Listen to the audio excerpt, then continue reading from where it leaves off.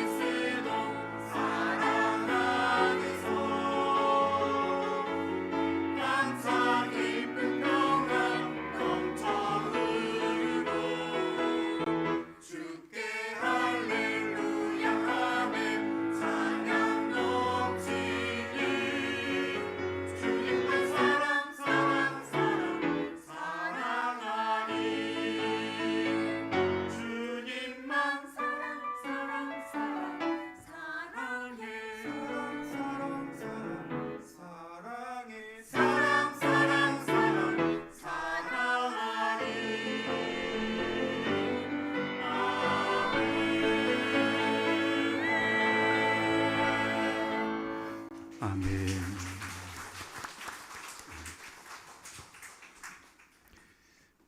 은혜스러운 찬양을 하나님께 기쁨으로 찬양하는 우리 성가 대원들을 축복합니다. 하나님께서 이 찬양을 기뻐 받으신 줄로 믿습니다.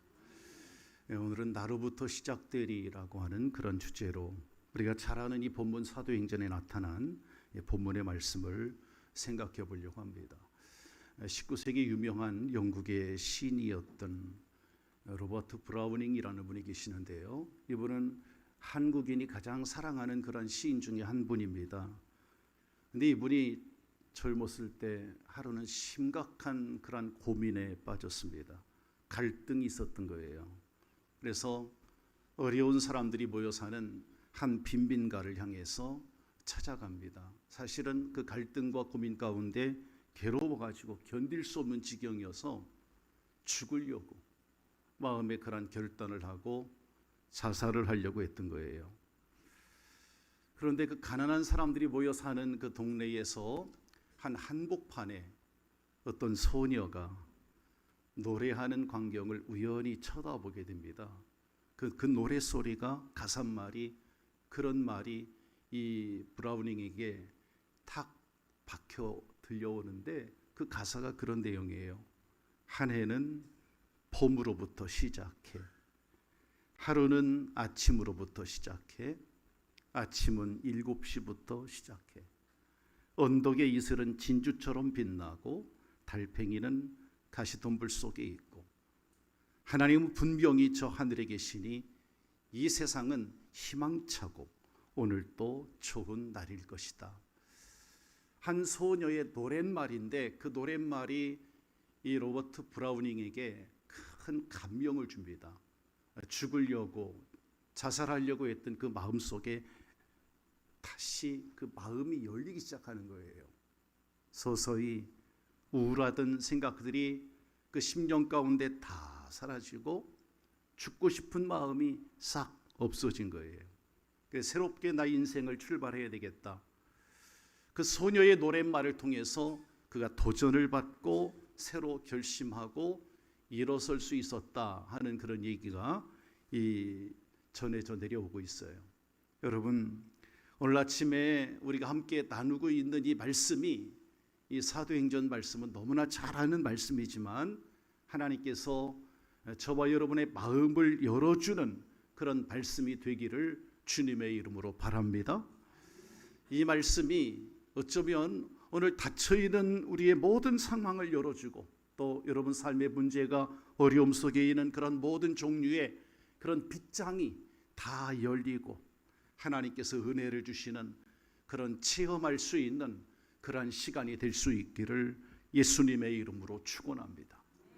오늘 이 본문 말씀은 사도 바울이 유럽의 관문이었던 그 당시 복음 선교의 사역을 감당할 때 원래 바울은 아시아로 가길 원했어요. 그러나 하나님께서 밤중에 성령으로 환상을 보여주시죠. 마게도냐 사람의 환상을 보여주십니다. 그리고 와서 우리를 도와달라 하는 그 마게도니아인의 환상을 보고 바울은 아시아로 가려고 했던 그의 선교 노정을 유럽으로 바꿉니다. 그 유럽의 관문이었던 첫 번째 성, 그 가장 큰 도시가 이 빌립보라고 하는 그런 도시였어요. 여러분, 이 성은, 빌립보는 그 당시에 로마의 식민지하에 있었습니다.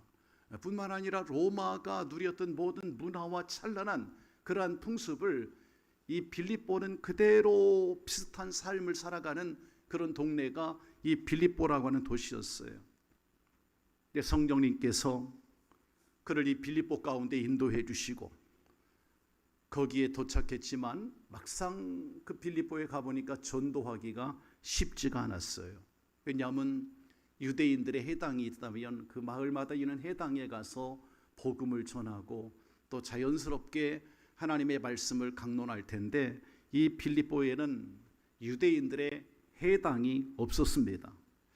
안식일이 됐습니다. 어디에서부터 시작해야 될까? 어디에서 예배를 해야 될까? 어떻게 해야 할까? 하는 그 막막한 가운데 이 사도 바울이 생각을 합니다. 마을에 해당이 없는 경우에는 강가나 들녘에 가면 분명히 거기에 모여서 하나님을 예배하는 사람이 있겠지 생각하고 그가 우연히 강가를 가게 되는데 그의 생각이 적중했습니다. 그 강가에 가보니 몇 명의 여인들이 모여서 그들이 기도하고 있었거든요. 그들은 하나님을 믿는 사람들이었습니다. 그때 거기에 도착했던 이 바울 일행은 하나님의 복음을 증거하게 되죠. 그때에 거기에 있었던 한 여인 가운데 루디아라는 여인이 바울의 설교 말씀에 감명을 받습니다.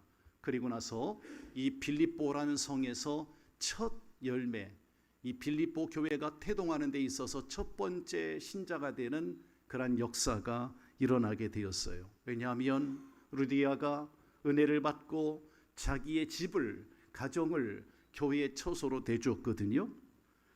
그래서 바울은 이 루디아의 집에서 빌립보 교회를 세우게 되고 거기에서 복음 전할 기회를 찾게 됩니다. 어느 날 이제 복음의 사역을 감당하는데 동네를 지나가다가 바울의 눈에 띄는 한 여자가 있었어요. 그 여인은 길거리에서 귀신 들려서 사람들의 점을 쳐주는, 말 그대로 귀신 들려서 점을 치는 그런 한 여종을 만나게 되는 거죠. 그 여종이 귀신에 들려가지고 점을 쳐서 그 주인들에게 돈을 벌어다 주는 그런 참 기구한 인생을 살아가는 한 여성을 만나지요. 바울은 그녀를 불쌍히 여깁니다. 그리고 그 귀신을 쫓아내지요. 그녀에게서 귀신을 축사하고 그 이후로 점을 더 이상 칠 수가 없죠. 주인에게는 이익이 끊어지게 되고 그 일로 인하여서 바울 일행이 이 점치는 여종의 주인들에 의해서 고소를 당합니다. 그 때문에 감옥에 갇히고 수없이 많은 매를 맞고 수모와 고통을 겪게 되는 그러한 일이 일어나게 됐죠. 여러분, 사도행전 16장, 우리가 오늘 24절로 34절을 봤지만 16장 1절부터 이 말씀 전개하는 내용을 여러분들에게 간략하게 말씀을 드린 거예요. 자, 감옥에 갇혔습니다. 그러나 감옥에서 우리가 잘 알듯이 바울 일행은 바울과 실라가 하나님 앞에 기도하고 찬송을 했다고 합니다. 그들의 찬송과 기도가 한밤중에 하나님의 기적과 같은 역사를 가져오게 된 것이죠. 그래서 억울할 수밖에 없는 그런 상황 가운데 있었지만 오히려 사도 바울은 그곳에서 하나님의 기적을 체험하고 또 거기에 감옥을 지키는 간수와 그의 가정과 또 함께 옥에 갇혔던 많은 죄수들에게 하나님의 복음을 전하고 거기에서 구원받는 역사가 일어나게 된 겁니다. 여러분, 우리가 아시다시피 빌립보 교회는 이렇게 자주 장사였던 루디아, 그녀가 첫 번째 신자가 되고 귀신에 들려 점을 치다가 고침을 받았던 이 한 여자, 귀신 들렸던 한 여자, 그녀가 두 번째 열매의 신자가 된 것이고, 그 다음에 감옥을 지켰던 간수장이 세 번째 신자가 되고 그 가족이 신자가 되고 제수들이 신자가 되어서 빌립보 교회는 그렇게 해서 탄생한 거예요. 이러한 이 빌립보 교회, 이 빌립보시에서의 이 전도가 사실 그리스도인들이 오늘날 복음 전도 사역을 할 때 무엇을 각오해야 하는가 하는 것을 이 말씀을 통해 잘 보여주고 있는 거예요. 즉, 복음이라는 것은, 이 복음 전도 역사는 고통이 없이, 전도자의 고통이 없이는 되는 게 아니다. 할렐루야. 복음 전도의 사역에는 이 복음 전도자의 고난이 있다는 거예요. 지금도 많은 선교사들이 선교 사역지에서 복음 사역을 감당합니다. 그들에게는 많은 어려움이 있어요. 문화가 다른 타 지역에서, 언어가 다르고 또 환경이 다른 곳에서 음식 문화가 다르잖아요. 뿐만 아니라 믿는 자들을 핍박하고 죽이는 그런 순교의 자리까지도 가야 하는 그런 핍박이 있습니다. 복음 전도자는 고통이 없이는 될 수가 없어요. 또 하나는 이 고통과 함께 억울한 일을 당해도 그것까지 다 참아야 하는 전도자의 슬픔을 보여줍니다. 이 빌립보에서의 전도는 그와 같은 선교사의 자세를 배우게 하는 말씀이죠. 세 번째는 전도자가 얼마나 인내해야 하는가. 가진 핍박과 고난과 매맞음이 있었지만 인내했거든요. 그것을 생생하게 보여주는 그러한 기록이 이 사도행전 16장에 나타난 빌립보 전도의 내용이었단 말이에요. 또 하나는 하나님의 능력이 하나님의 역사가 언제 어떻게 나타나는가, 하나님의 능력은, 하나님의 역사는 어떻게 이루어지는가, 이걸 잘 보여주는 그런 사건이기도 합니다. 자, 그러나 가장 중요한 것은 이 전도 사역에 있어서 예수님이 얼마나 중요한 역할을 하셨는가 하는 걸 보여주는 말씀이기도 합니다. 왜냐하면 십자가에 죽으신 예수님께서 사흘 만에 부활하셨고, 부활하신 주님은 제자들에게 부탁하셨습니다. 땅 끝까지 가서 복음을 전하고 내 증인이 되라. 이 말은 순교자적인 마음을 가지고 전도자가 되라는 말이에요. 그 말씀을 부탁을 했죠. 그러나 이 증인의 사명을 부탁하신 주님은 약속하셨습니다. 내가 세상 끝날까지 너희와 함께 하겠다. 그렇게 약속을 해 주셨죠. 사랑하는 여러분, 오늘날에도 그 예수님은 우리와 함께 계시고, 부활하신 주님은 지금도 우리 가운데 살아계셔서 역사하시고 이 땅을 주관하시고 우리의 삶을 다스리고 섭리하시는 줄로 믿습니다. 그래서 주님은 지금도 우리 인생의 생사화복을 주장하시고 역사의 흥망성쇠를 주관하시고, 또 지금도 주님 우리에게 여러 가지 은혜와 능력을 주시는 그런 하나님이세요. 그러므로 성도 여러분, 이 빌립보 전도는 사도 바울 일행이 이 전도를 통해서 살아계신 주님께서 무엇을 그들에게 역사해 주셨는가, 그들에게 어떻게 역사하셨는가, 이걸 잘 보여주는 말씀이에요. 성경 말씀을 보실까요? 사도행전 16장 13절과 14절을 먼저 보시겠습니다. 앞에 보시고 함께 읽으시죠. 시작.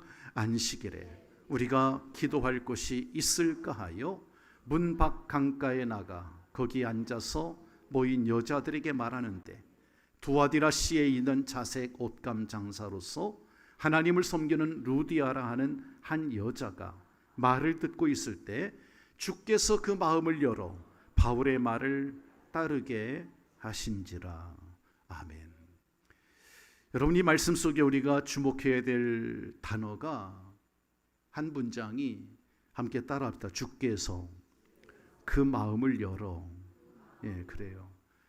주님은 이 전도의 사역에 있어서 무엇을 하셨는가 하면 마음의 문을 열어주셨다는 거예요. 주님은 지금도 우리 마음의 문을 열어주시는 분입니다. 바울 일행이 안식일에 강가에 기도할 곳을 찾아갔다가 거기에서 해당이 없으니까 강가에 찾아갔다가 그 한적한 곳에서 기도하는 일에 모여 있었던 여성들을 만났잖아요. 유대인들. 그 한 무리의 여자들 가운데 모여서 기도하고 있는 가운데 마음을 열게 하잖아요. 루디아의 마음을 열었습니다. 두아디라 성의 자색 옷감 장사로서 상당히 유력한 그런 재력이 있는 여성이었던 것 같아요. 이 옷감 장사가, 루디아가 하나님을 경외하는 루디아라고 하는 그런 모습을 성경은 그렇게 기록하고 있어요. 그 한 여자가 마음을 열고 복음을 받아들인 거죠. 그런데 그 루디아의 마음을 열게 하신 분이 바로 부활하신 예수님인 줄로 믿습니다. 그래서 14절의 말씀을 보면 주께서 그 마음을 열어, 이 본문 말씀에 보면 바울의 말을 따르게 하신지라 이렇게 기록되어 있어요. 그러므로 성도 여러분, 하나님의 복음의 말씀을 듣는 그 사람들의 마음을 열어주시고 그 복음을 받아들이게 하시는 분이 주님이셨다 하는 것을 이 성경에서 우리가 알 수가 있는 거예요. 사람들은 보통 생각하기를 내가 믿고 싶어서 예수를 믿었고, 내가 먼저 노력해서 주님을 알게 되었고, 이런 착각을 하고 있어요. 여러분, 내가 믿고 싶어서 믿었다고 말은 하는데 사실상 엄격히 생각해 보면 우리가 주님을 믿고 하나님의 말씀이 받아들여지는 것은 이미 성령님께서 그 마음을 열었기 때문인 거예요. 주님께서 우리의 마음을 열어주셨기 때문에 우리가 주님을 영접하게 되고 말씀을 받게 되는 거지요. 오늘도 우리 성도님들 이 설교 말씀을 들을 때에 여러분의 마음의 문이 활짝 열리시기를 주님의 이름으로 축원합니다. 우리가 이 복음을 받아들일 수 없으면 구원받을 수가 없거든요. 그래서 마음의 문을 열어주시는 주님을 믿고 우리는 복음을 전해야 될 줄로 믿습니다. 여러분 그냥 전하기만 하면 돼요. 단순히 복음을 들고 나가서 전하십시오. 그러면 주님께서 듣는 자의 그 마음을 열어주신다고. 하나님이 구원 얻게 하실 줄로 믿습니다. 그 역사가 오늘 같이 할까? 나로부터 시작되리. 그래, 여러분들로부터 시작되기를 주님의 이름으로 축원합니다. 두 번째는 주님은 능력의 문을 열어주시는 분이셨습니다. 성경 말씀을 다시 볼까요? 16장 17절과 18절 함께 읽겠습니다. 시작. 그가 바울과 우리를 따라와 소리질러 이르되 이 사람들은 지극히 높은 하나님의 종으로서 구원의 길을 너희에게 전하는 자라 하며 이같이 여러 날을 하는지라. 바울이 심히 괴로워하여 돌이켜 그 귀신에게 이르되 예수 그리스도의 이름으로 내가 내게 명하노니 그에게서 나오라 하니 귀신이 즉시 나오니라. 할렐루야. 여러분, 이 말씀과 같이 지금 이로 인하여 빌립보 전도의 두 번째 열매가 맺어지게 됩니다. 귀신 들려서 점을 치던 한 여종이 귀신의 역사로 말미암아 점을 쳐주고 자기 주인들에게 큰 이익을 주었던 이 여종이 바울 일행을 따라오게 되고, 그런데 처음에부터 고침받은 게 아니에요. 처음에는 바울 일행을 상당히 괴롭혔죠. 이 귀신 들린 여자가 바울 사도가 전도할 때마다 그 전도 현장에 와가지고 막 소리칩니다. 뭐라고 소리쳤습니까? 이 사람들은 하나님의 종이다. 지극히 높으신 하나님의 종이다. 구원의 길을 너희에게 전하는 자다.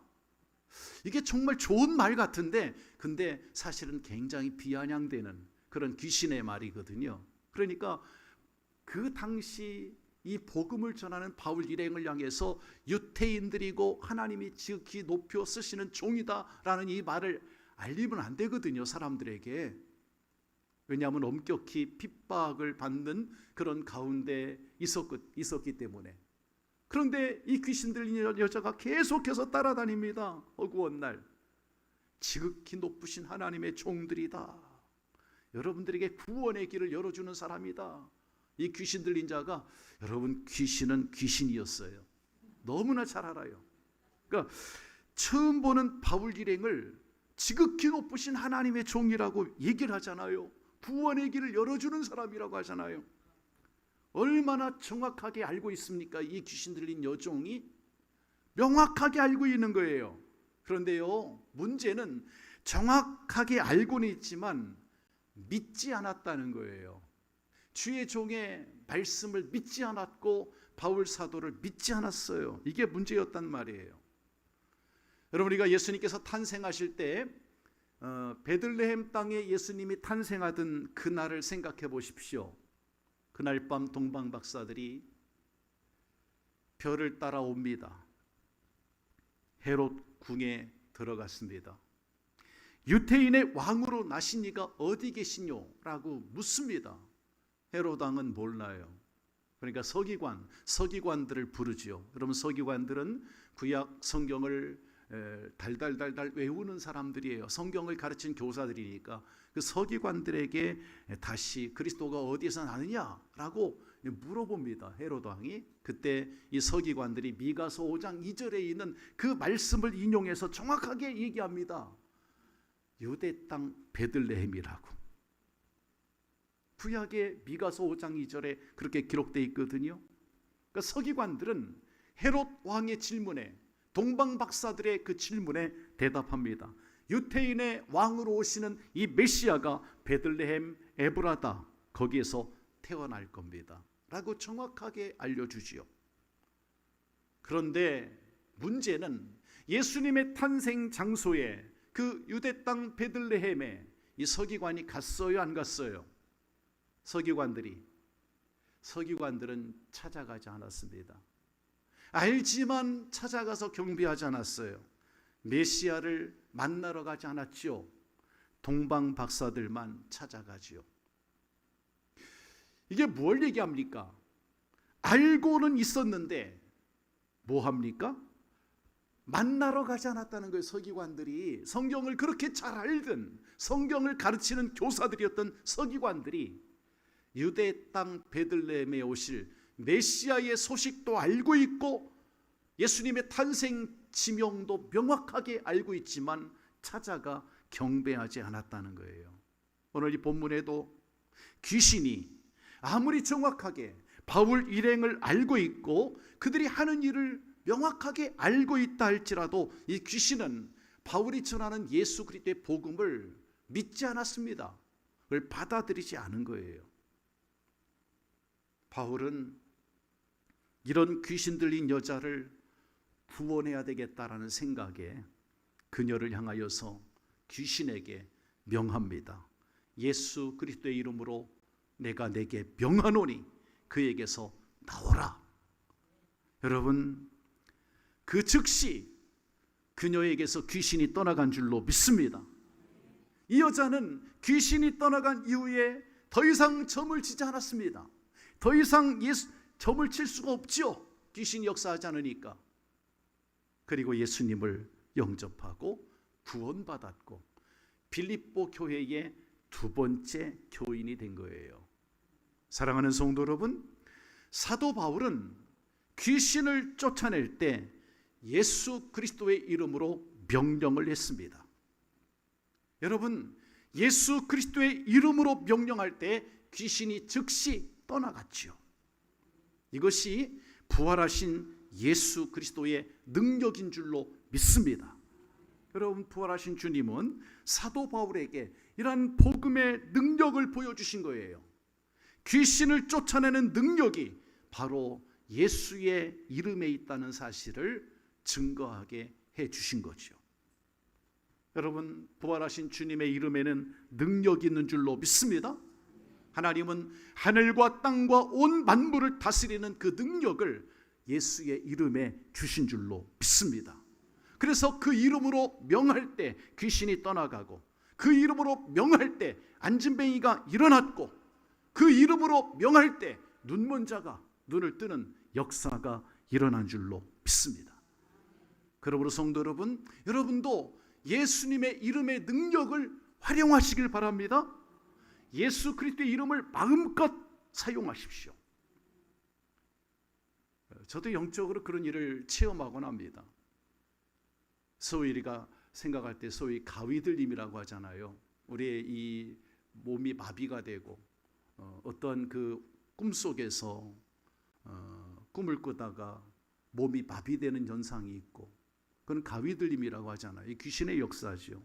여러분, 그럴 때마다 나사렛 예수의 이름으로 명령하면 몸이 풀어집니다. 가위들림에서. 이런 건 일반적으로 많은 사람들이 경험하는 일들이에요. 그러니까 때로는 말 못하는 벙어리가, 말 못하는 그런 사람이, 또는 듣지 못하는 사람이 나사렛 예수의 이름으로 기도하고 명할 때 분명히 주님은 에바다 그 열어주셨어요. 귀가 열리고 입이 터지게 하셨죠. 여러분, 그 이름으로 기도하고 귀신을 물리치고 병을 고치는 그러한 구원의 역사가 우리 성도님들에게도 나타날 수 있기를 주님의 이름으로 축원합니다. 같이 합시다. 나로부터, 여러분 자신들로부터 이 능력의 역사가 나타나기를 주의 이름으로 축복합니다.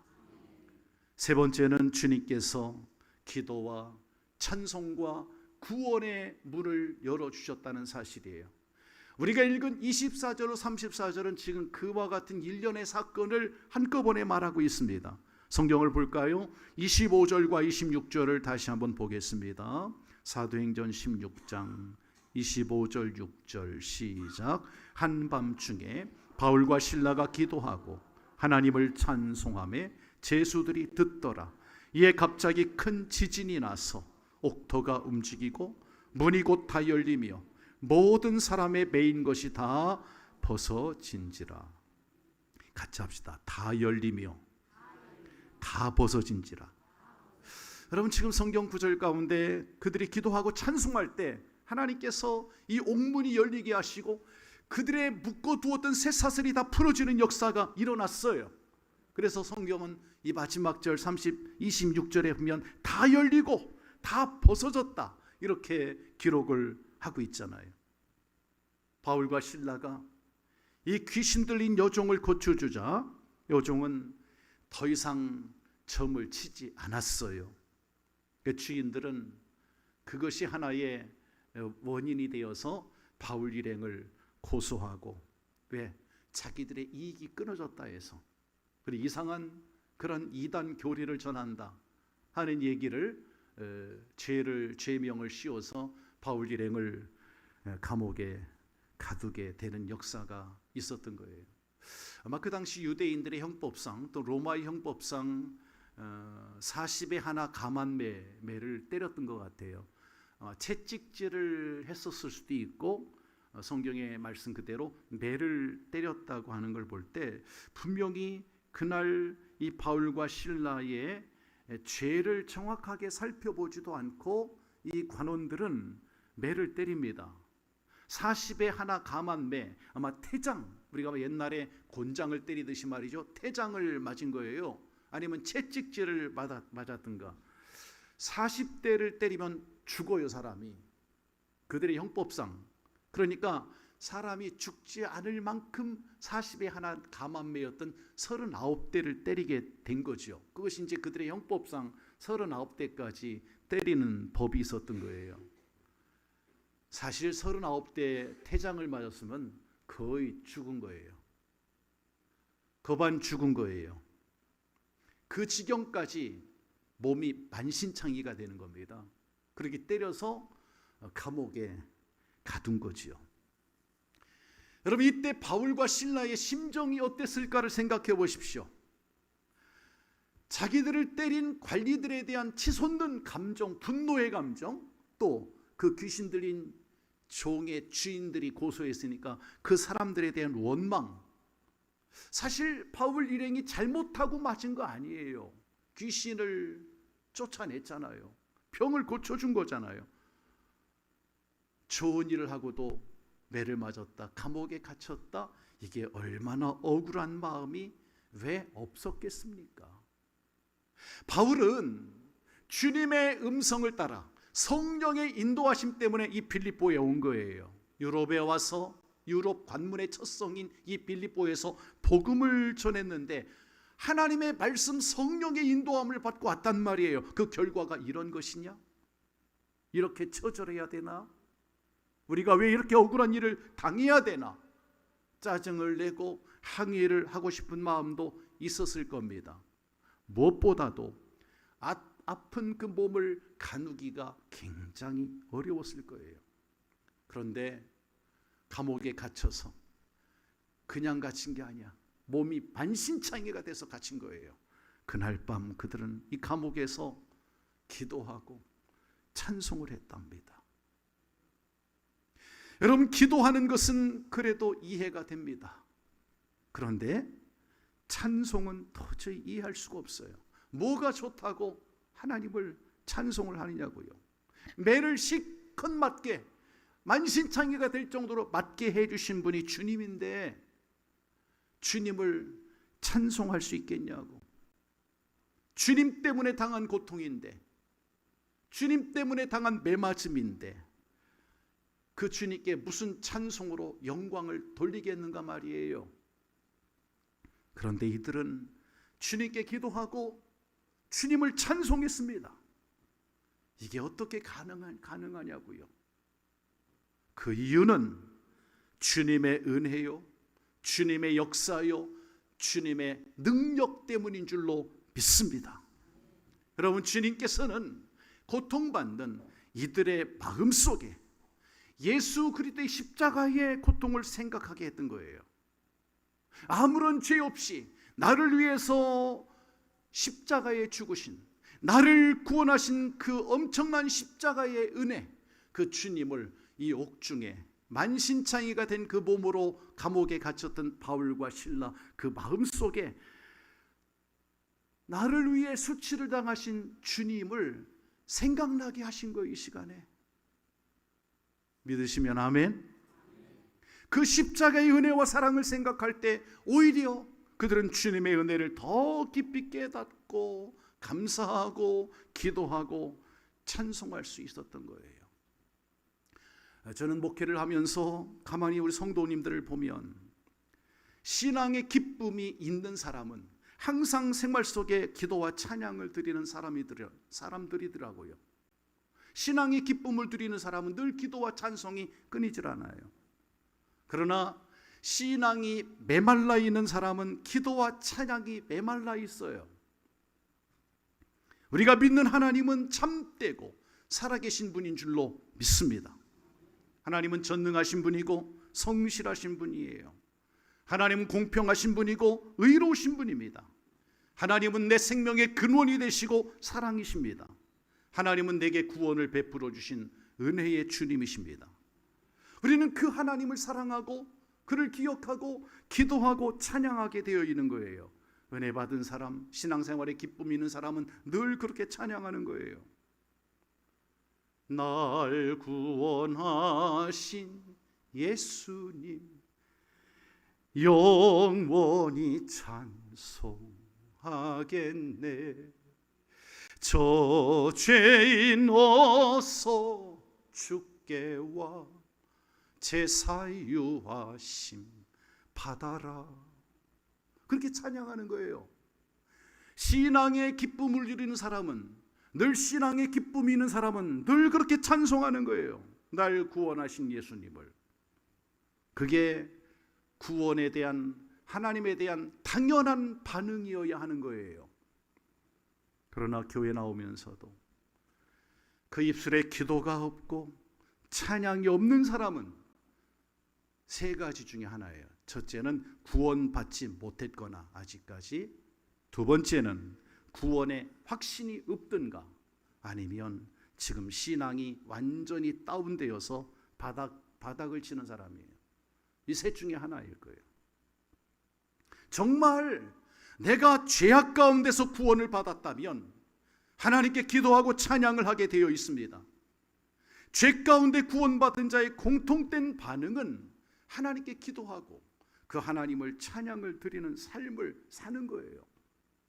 오늘 내게 진실한 기도와 찬양이 있는지 한 번쯤 오늘 이 말씀을 나누면서 여러분 마음속에 살펴보십시오. 만약 내 마음속에 기도와 찬양이 없거나 부족하다면 내 신앙에 뭔가 문제가 있단 말입니다. 지난 한 주간 동안 여러분 얼마나 기도하시고 찬송하셨습니까? 이사야 43장 21절의 말씀을 보면 이 백성은 내가 나를 위하여 지었나니 나의 찬송을 부르게 하려 함이라고 명시하고 있어요. 우리가 하나님께 기도하며 찬양을 하지 않는다면 하나님이 우리를 구원하신 목적을 거부하고 있는 거예요. 찰스 스펄전 목사님께서 그런 설교를 하신 적이 있습니다. 천둥 소리는 하나님의 군대의 드럼 소리요, 산에 부는 바람은 수없이 많은 찬양의 숨결이며 바다의 파도 소리는 그분을 격찬하는 아우성이 아닌가. 만일 내가 하나님을 찬양하지 않고 잠잠하다면 온 우주에서 하나님을 찬양하지 않는 유일한 존재일 것이다. 아주 명언을 하신 거예요. 성도님들, 때로는 여러분의 삶을 살아가면서 억울한 일을 당하고 고통을 당할 때도 있으시겠지요. 그러나 너무 억울하게 생각하지 마시고 분노하지만 마시고 주님의 십자가를 생각하시고 참으시고 이기시길 바랍니다. 제가 언제 우스갯소리 했잖아요. 그 진짜예요. 근데 저는 치과에 가서 생이를 뽑아도 예수님 십자가를 생각하면 안 아프더라고. 여러분 생각해 보세요. 아무리 힘들어도 주님의 십자가만큼 힘들겠습니까? 아무리 아파도 주님의 십자가만큼 아프겠습니까? 주님은 어떤 환경, 어떤 어려움 속에서도 기도하고 찬송하게 하시는 분입니다. 그러므로 여러분 중요한 것은 그것을 보고 오늘 성경에 보니까 바울과 실라가 기도하고 찬송합니다. 몸은 만신창이가 되었는데 기도하고 찬송하지요. 근데 그 기도하고 찬송하고 있는 걸 들은 사람들이 있다는 거예요. 본문에 그걸 듣고 있었다는 거. 사람들이 성경을 보면 25절에 바울과 실라가 기도하고 찬송할 때 감옥에 있던 죄수들이 듣더라. 할렐루야. 거기에 있던 죄수들이 함께 수용되어 있는 사람들이 들었단 말이에요. 고통 속에서도 원망하지 않고 불평하지 않고 감사하고 정자세로 딱 기도하고 찬송하는 그 모습을 보일 때 거기에 누군가는 그 모습을 보고 그 찬송을 듣고 있었단 말이에요. 여러분 그 모습을 봤던 죄수들이 어떤 생각을 가졌겠습니까? 저 사람들 미쳤나? 이랬을까요? 아마도요. 이어지는 모습을 보니까 이 죄수들이 감동을 받았어요. 뭔가 우리와 다른 사람이라는 생각을 갖게 되고 존경하게 되고 순종을 하게 되었다는 거지요. 그래서 감옥 문이 열렸어도 이 죄수들이 도망가지 않았습니다. 여러분 일반적으로 감옥 문이 열렸다면 간수가 잠을 자고 있다면 도망갈 거예요. 근데 거기에 함께 수용되어 있던 이 죄수들이 도망가지 않아요. 왜냐하면 바울의 눈치를 보고 있습니다. 그 자리에 가만히 머물러 있었다는 거예요. 그러므로 성도 여러분, 우리가 억울하고 힘들고 괴로울 때 주님의 십자가를 생각하시길 바랍니다. 주님의 모진 고통과 그 고난의 현장을 생각하고 참고 기도하고 찬송을 하면 하나님의 사랑을 여러분들에게 보여주실 줄로 믿습니다. 자, 그리하여서 이제 그들이 기도하고 찬송하는데 진동이 일어나, 지진이 일어난 거예요. 옥문이 열렸어요. 묶인 것이 풀려졌어요. 기적의 역사가 이루어진 줄로 믿습니다. 이어지는 말씀을 주목하세요. 16장 30절과 32절입니다. 다 같이 성경을 보실까요? 30절로 32절 시작. 그들을 데리고 나가 이르되 선생들이여 내가 어떻게 하여야 구원을 받으리까 하거늘 이르되 주 예수를 믿으라. 그리하면 너와 내 집이 구원을 받으리라 하고 주의 말씀을 그 사람과 그 집에 있는 모든 사람에게 전하니라. 할렐루야.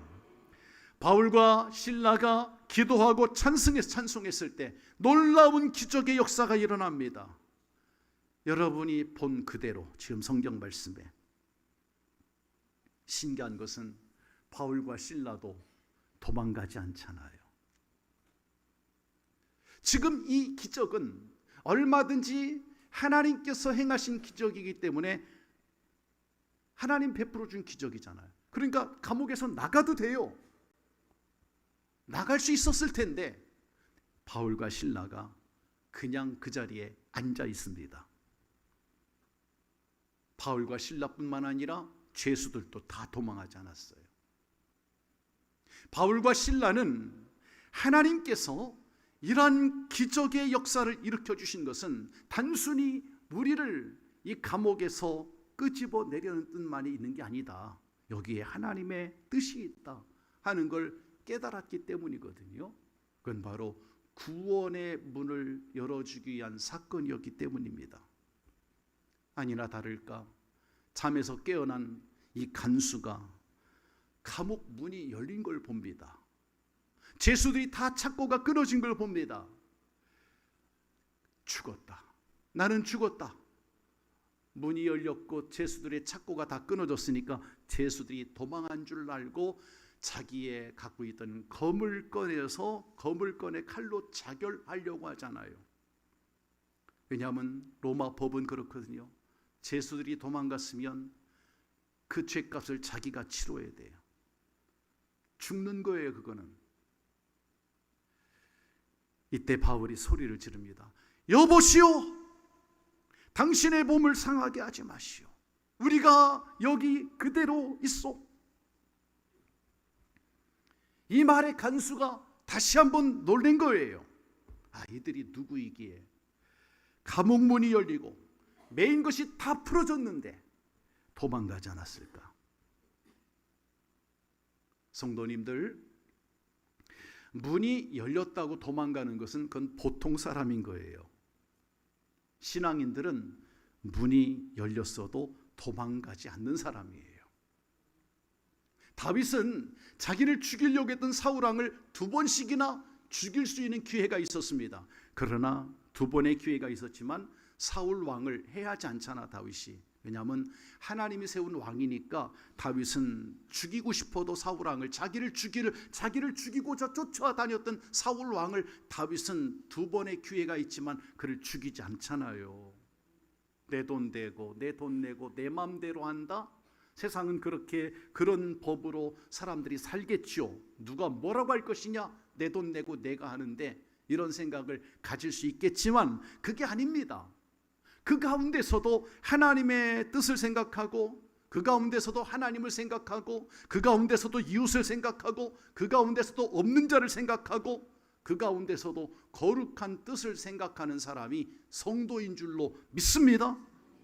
문이 열렸다고 도망했다면 간수는 죽었을 것입니다. 그러나 도망하지 않았을 때 바울도 살고 간수도 살고 죄수도 살고 그 간수의 가정도 다 구원받는 역사가 일어난 줄로 믿습니다.